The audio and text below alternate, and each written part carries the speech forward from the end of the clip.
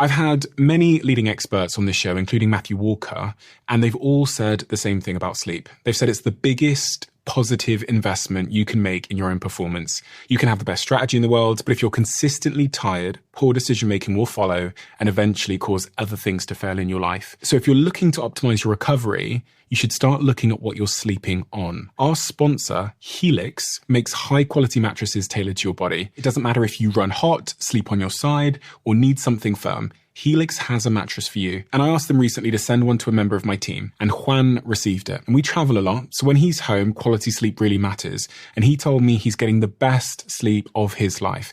And the data backs it up, with 82% of people in a Helix study saying they saw an increase in their deep sleep. And with a 120-night trial, you've got 4 months to prove it to yourself. You can get 27% off at helixsleep.com/diary. That's helixsleep.com/diary.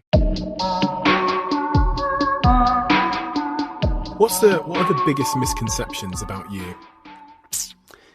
That I'm just sort of lucky to be where I am. Like, I believe in fate, and I think I was really fortunate to get that first opportunity to go to Rapture TV and start my broadcasting career. But I don't think that luck has really played a part in getting me to this point now. You know, I think I've sort of worked out the building blocks to success, and I think that anyone can do it. I think anyone listening to this podcast and obviously they are the kind of people that are minded towards success anyway, because they listen to this, and this is what for me anyway, this is what your podcast is all about. I listen to it all the time. I think it's about success, no matter what you talk about. For me, it's about success, and I think that I honestly believe that anyone can get their hands on success. Why is it that some people don't become successful? Some normal people like you that went, were crap in school. Why is it that those people that therefore don't become successful, and why Jake Humphreys, who also was a very normal kid in school, went on to become successful? That's really the point I'm trying to get to is what's is it a mindset difference? Is it? I think we have to be really careful, right, when we talk about this, because I think we both have been successful. But that doesn't mean that just because it's happened to us, then it's something that's really simple and it can be achieved by anybody. It's almost like just because it happened to us, we think it's the same rule for everybody else. I don't think that success comes from expecting it to arrive. I think that you can be successful if you know the trick to being successful. Does that make sense? Sure. And I think the trick to being successful is an absolute rock solid responsibility for every single minuscule part of your life. And I sometimes really struggle to explain this point to people. And I mean total responsibility, total 100% responsibility for absolutely everything, even things that are not your responsibility. Because I don't see any benefit with putting the blame for any part of your life onto anybody else, because it's not other people's job to sort that life out, right? It's only yours. So there might be let's take you as a prime example, right? Maybe it kind of was your fault, but let's say when you left university, right? It wasn't your fault. Yeah. It's still your responsibility to deal with that. Of course. What about all the times when you were trying to get success and you were in your late teens, early 20s, and you didn't manage it, right? Yeah. Not necessarily your fault, but still your responsibility to keep going to the next thing. Yeah. And then when things do start going well, it might not be your fault that they've gone well. It might just be that the time was right. But then again, it's your responsibility to take control of that. And I just think if people can get into a mindset where absolutely everything is totally on them and on nobody else, it's almost like a door was open and I thought, oh my goodness, that's the thing. I have to take responsibility for everything. And as soon as I do that, then it leaves no excuses.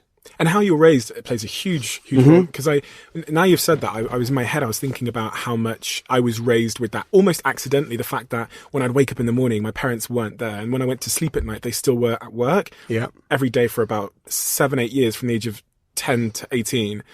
And I was explaining on a podcast yesterday that made this connection in my mind that if I was going to have anything, it was me that was going to do it, even my packed lunch in the morning. And so I went off into the world with this mindset that because my parents created this massive void, that everything I was going to get was on me. I wasn't going to get Christmas or birthdays. I wasn't going to get £2 in the morning for lunch. It was your responsibility. It was my responsibility to feed myself, and actually for me that was really liberating, because it made the whole world attainable to me in a weird way. When you believe that, you know, Santa Claus is going to show up and present things under the Christmas tree. When did that moment come though? When did 14 years old, I think. I remember I went off to London to do the Junior Apprentice for the BBC, and my parents didn't know I'd left the house. And I was there for a day and a half, and I was 14. See, this is where you were so different to me, though. Because at 14 years of age, I was still watching cartoons that were probably good for 8-year-olds. You know, I was not a smart, worldly wise kid at 14 who would have taken myself to London to go on The Apprentice and try and be on there. I was a really super late developer, but I think what I had, similar to you, was not just a genuine sort of work ethic from my parents, but genuine rock solid foundations to start my life from. And it's hard to even say exactly what they are, but we talk about in my family about giving your kids roots and wings. And it's about getting that balance right with giving your kids roots so they know that whenever there is a problem, I mean, I often say to my kids, whatever happens, they're only little, they're 4 and 7, but one of the phrases I like to sort of instill in them is, listen, I'll always leave a light on.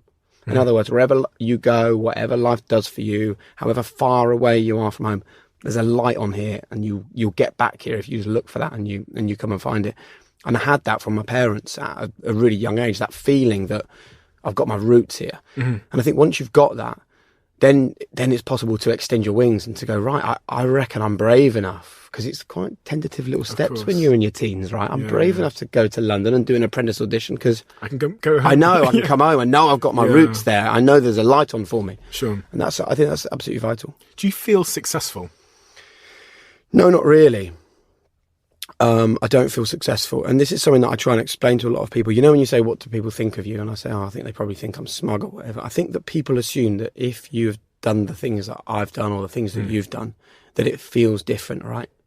I feel like the same kid that grew up in Stoke Holy Cross, a little village on the outskirts of Norwich. I feel no different.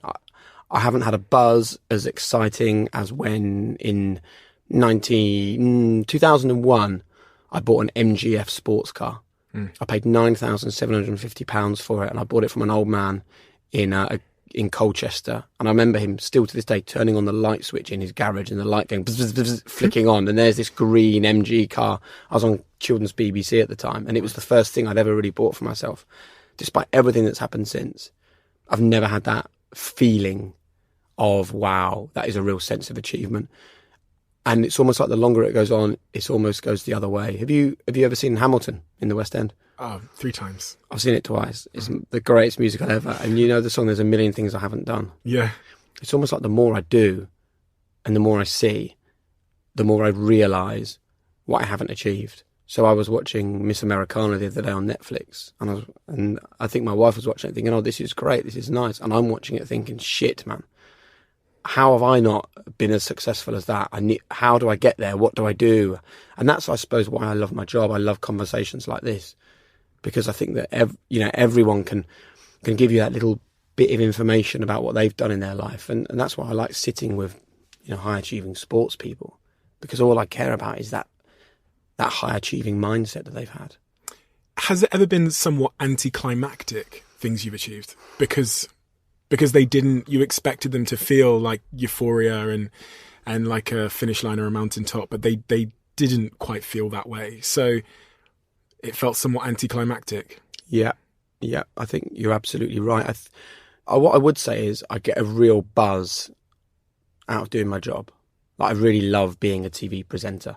I really like the mental challenge of hearing 7 or 8 voices in my ear while I'm at a big sports event with 60 or 70,000 people, and I'm trying to navigate through and get us out the other side and get the best out of the pundits and come off air to the exact second. I love the challenge of that, and I really enjoy the journey. But I don't think that I think part of the problem is I don't feel like I've got to where I'm going yet. And so therefore I've never had that moment of euphoria where I think, oh my goodness, I've done it. This is amazing. This is me. Doesn't that concern you to some degree? Because it sounds like that's a place you will never arrive at. Possibly. But I am still enjoying the journey on the way. I don't feel I've had my moment yet, and I don't feel I've had that moment where I go, yes, that was wonderful. But I absolutely live with the mantra of savour it.